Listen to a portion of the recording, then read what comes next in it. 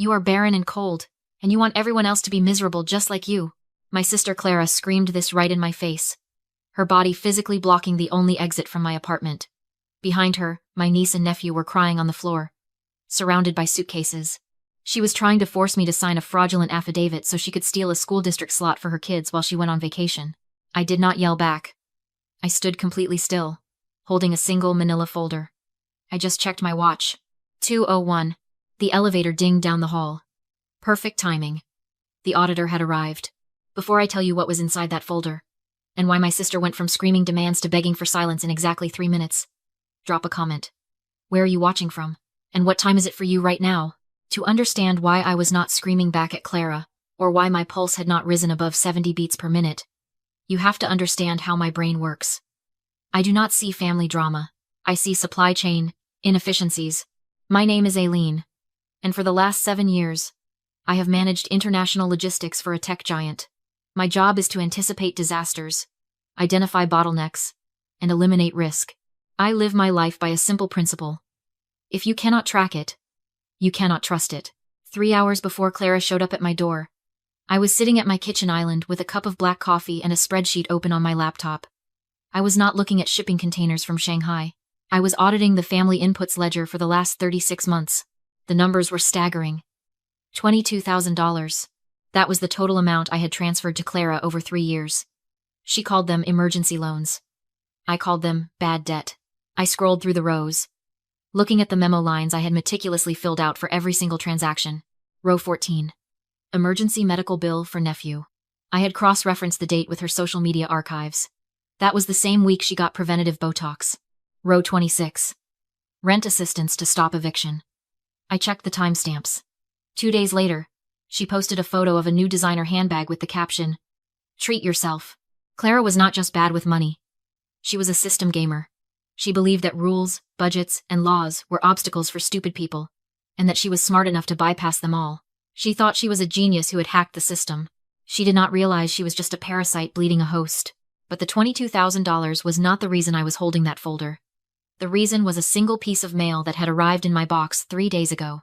It was a letter from the Lake Washington School District. It was addressed to parent or guardian of Liam and Ava, but it was sent to my address. My penthouse. The address where no children lived. I opened it and read the headline. Notice of mandatory residency verification audit. Clara Bad not just asked to drop the kids off for a vacation. She had forged my signature on enrollment documents to steal a slot in the most expensive school district in the state. She was using my home as a shell address to defraud the taxpayers. And now, the district was suspicious. They were sending an inspector to verify that the children actually slept here. Most people would have called their sister immediately. They would have screamed, demanded an explanation, and told her to fix it. I did not do that. In logistics, if you intercept a shipment of counterfeit goods, you do not warn the smuggler. You let the shipment arrive at the dock. You let them sign the manifest. You let them take possession. That way, when you drop the hammer, they cannot claim it was a mistake. They cannot say it was a clerical error. You have them on record. So I waited. I knew she was coming. I knew she had to stage my apartment to look lived in before the inspector arrived. I watched the clock, I drank my coffee, and I prepared to accept the shipment so I could document the fraud. The invasion began exactly 2 hours before the inspector arrived. At noon, my buzzer rang. I did not hesitate. I pressed the button to unlock the lobby door and watched the security feed as Clara, my mother Brenda, and the kids piled into the elevator. They did not knock when they reached the penthouse. They just waited for me to open the door. And the moment I did, they swarmed in like an occupying army. Clara did not say hello. She dragged 2 massive suitcases into my foyer, the wheels leaving dark streaks on the marble. She looked around my living room minimalist, clean, quiet, and curled her lip in disgust. "God, Aileen," she said, dropping her keys on my console table. "It is like a morgue in here. Do you even live here, or do you just store yourself in a closet between shifts?" "It is freezing." "It is climate-controlled," I said, closing the door behind them. "It is soulless," she corrected. She turned to the kids. "Okay, go, scatter, make it look like you actually exist." My mother, Brenda, walked in behind her, carrying a bag of groceries. She gave me a look that was equal parts pity and disappointment. "Do not just stand there, Aileen. Help your sister. We have to make this place look lived in before the school official gets here. Honestly, you should be thanking us. We are finally bringing some warmth into this glass box." I leaned against the wall and watched them work. It was fascinating, in a morbid way. Clara began pulling props out of the suitcases. Dirty laundry. A half-eaten box of cereal. A toothbrush holder with 4 brushes. She was staging my home like a movie set. Put the Legos on the rug, she commanded my nephew. And leave your shoes by the door. Make it look messy. She walked over to me, holding a framed photo of her kids. She shoved it into my hands. Put this on the mantel. Right now. You are committing fraud, Clara, I said. My voice was even. You forged my signature, Clara laughed. It was a sharp, barking sound. She looked at me like I was a naive child who did not understand how the real world worked. Oh, grow up, Aileen. It is not fraud. It is strategy. Do you know how much the property taxes are in this district? Thousands. And since you do not have kids, that money is wasted. I am just reclaiming what the family is owed. She tapped her temple with a manicured fingernail. The system is designed for people who are too scared to take what they want. Only suckers follow the rules, Aileen. Smart people? We hack the system. I found a loophole. I exploited it. And now my kids get a private school education on the public's dime. You should be taking notes instead of judging me. I watched her preen. This was the core of Clara's personality. She did not see herself as a criminal. She saw herself as a genius. She believed that rules were suggestions for the mediocre, and that her ability to lie without blinking was a superior survival trait. She genuinely thought she was smarter than the school district, the government, and me. And besides, my mother added, unpacking a carton of milk and putting it in my fridge without asking. What else are you doing with all this space? You have 3 bedrooms, and it is just you. It is selfish, Aileen. Hoarding all this square footage while your sister is crammed into a townhouse. The least you can do is let the children use the address. It costs you nothing. It costs me my integrity, I said. Clara rolled her eyes and threw a pile of coloring books onto my coffee table. Your integrity does not keep you warm at night, sweetie. You are just bitter because you are alone. But do not worry. I am fixing that for you today. For the next hour, you get to pretend you have a life that actually matters. She clapped her hands at the kids. Okay, bathroom next. I want toothpaste in the sink. Make it look real. I watched them scramble. I did not stop them. I did not throw them out. I just checked the time. 1 hour and 45 minutes until the audit. The inventory was arriving. The evidence was being planted by the suspect's own hands. All I had to do was let them finish digging the hole. Here, let me help you, I said, stepping away from the wall. Clara looked at me, suspicious for a microsecond, before her vanity took over. She interpreted my submission as defeat. To her, I was finally bending the knee. To me, I was ensuring the chain of custody for the evidence was airtight. I picked up a pair of my nephew's muddy sneakers. Do not leave them by the door, I suggested. My voice helpful, almost meek. If you really lived here, you would kick them off near the TV while you were watching cartoons. Put them on the rug. Clara grinned. See? She gets it. Mom, she is actually trying. I walked into the kitchen. My mother was arranging cereal boxes in my pantry, pushing my organic quinoa and expensive coffee to the back to make room for sugary loops and juice boxes. It felt like a violation, a physical invasion of my sanctuary. Every instinct in my body screamed to grab her wrist and throw her out. But in logistics, emotion is a liability. Data is the only asset. If I kicked them out now, it would be my word against theirs. They could claim they were just visiting. They could claim I was hysterical. But if I let them stage the scene, if I let them physically alter the environment to defraud a government entity, then I wasn't just a witness. I was an auditor documenting a crime scene. You should put the kids' art on the fridge, I told Brenda. Magnets, high up like you are proud of it. Good idea, Brenda beamed, slapping a crayon drawing of a lopsided dog onto my stainless steel refrigerator. It makes the place look less sterile, less like a hotel for robots. I checked my watch. 1:30. 30 minutes to target. I moved through the apartment like a ghost, observing the transformation. They were thorough. Too thorough. They weren't just making it look like they lived here. They were erasing me. My architectural magazines were replaced by parenting tabloids. My laptop was shoved into a drawer to make room for an iPad playing cartoons at full volume. Clara walked into the kitchen, holding something ceramic. It was a mug.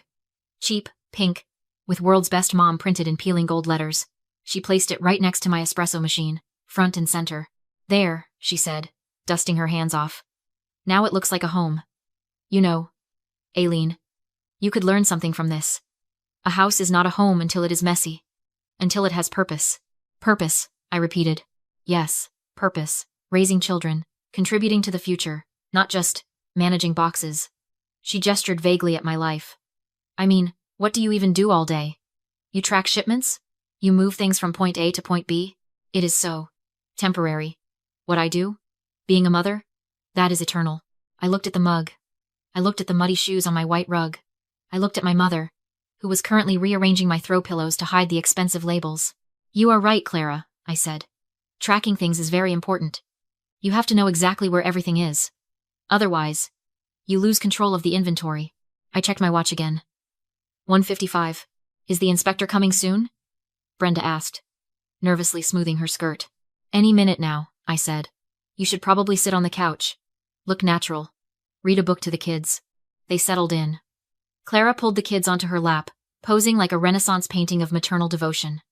Brenda sat nearby, beaming at the tableau. They looked perfect. They looked like a loving family, enjoying a quiet afternoon in their luxury penthouse. They looked exactly like fraudsters waiting to be caught. I walked to the foyer and stood by the door. I placed my hand on the manila folder resting on the console table. Inside was the affidavit I had notarized at 9 a.m. this morning. Inside were the security logs I had printed out at 10 a.m. I wasn't passive. I wasn't a doormat. I was the gatekeeper, and I had just locked them inside the trap. At exactly 2 o'clock, the doorbell rang. Clara smirked at me. Showtime, Aileen. Do not mess this up. I did not smile back. I just opened the door. A man stood in the hallway. He wasn't a police officer, and he wasn't a lawyer. He was a middle-aged man in a beige raincoat holding a clipboard and a digital tablet. He looked tired, efficient, and utterly bureaucratic. This was Mr. Vance, the residency verification officer from the Lake Washington School District. Clara was on him instantly. She swept forward, her face arranging itself into a practiced expression of harried, loving motherhood.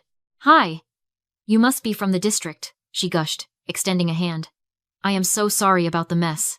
You know how it is with kids.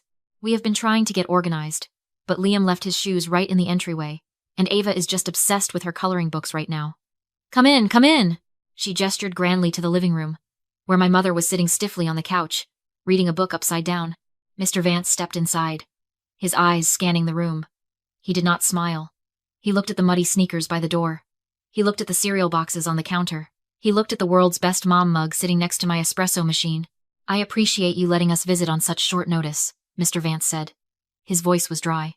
We just need to verify a few details regarding the enrollment applications for Liam and Ava. Standard procedure for out-of-catchment flags. Of course, Clara nodded vigorously. We have nothing to hide. As you can see, we are fully settled in. My sister Eileen, she gestured to me, is so happy to have us. It takes a village, right? Mr. Vance turned to me. He checked his clipboard. You are Aileen? The leaseholder of this unit? I am, I said. And you are listed as the primary resident sponsor on the affidavit of support submitted with the application, he stated. Miss, Clara indicated that she and the children reside here full-time, 4 nights a week minimum. Do you confirm this? Clara shot me a look. It was a warning glare, sharp and desperate. Sign the paper. Play the part. I did not look at her. I looked directly at Mr. Vance. No, I said. The air left the room instantly. Clara's smile froze, twitching at the corners. Excuse me? Mr. Vance asked, his pen hovering over the tablet. I reached for the manila folder on the console table. I opened it and pulled out a thick, sealed document. I handed it to him. I do not confirm that, I said, my voice steady and clear. This is a notarized affidavit of non-residency. I had it stamped at my bank this morning at 9 a.m. It states, under penalty of perjury, that I am the sole resident of this apartment. No children live here. No children have ever lived here. Aileen! Brenda gasped from the couch, dropping her book. What are you doing? Clara hissed, stepping toward me. She is joking. She is having a bad day. I have also included the security access logs for this unit for the last 6 months. I continued, ignoring them. I pointed to the second page in Mr. Vance's hand. As you can see, there is 0 record of my sister's key fob ever being used until 2 hours ago. The timestamps highlight that she entered the building at 12:05 p.m. Today. Mr. Vance looked at the document. He looked at the time. He looked at the scattered toys. So, the children's belongings. Mr. Vance started, looking at the muddy shoes. Staged, I said. My sister and mother arrived 2 hours ago with suitcases to stage the apartment for this inspection. The toothbrush in the bathroom is dry. The clothes in the closet still have the tags on them. This is a fraudulent attempt to secure a school district slot using my address without my consent. Clara lunged. She did not hit me, but she grabbed my arm, digging her nails in. "Shut up! You liar! Tell him the truth! Tell him we live here!" I pulled my arm away. "The truth is in the paperwork, Mr. Vance. I am not a guardian. I am not a sponsor.